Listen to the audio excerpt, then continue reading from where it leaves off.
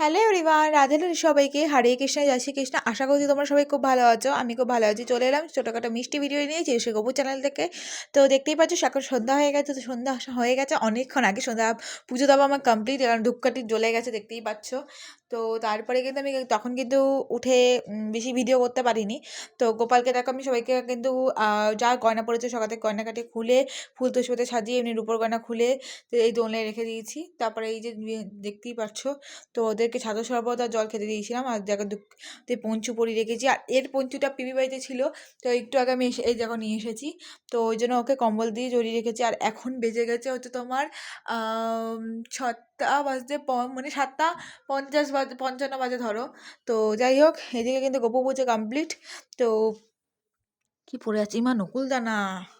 যাই হোক, গোপাল পুজো কমপ্লিট। তো চলো, গপুকে কেমন লাগছে অবশ্যই জানিও। সারাদিনে সকালবেলা গপুকে কেমন লেগেছে অবশ্যই জানিও কমেন্টে। ভালো লাগলে আসলে লাইক কমেন্ট শেয়ার সাবস্ক্রাইব করে দিও। টাটা সবাইকে, রাধে রাধে।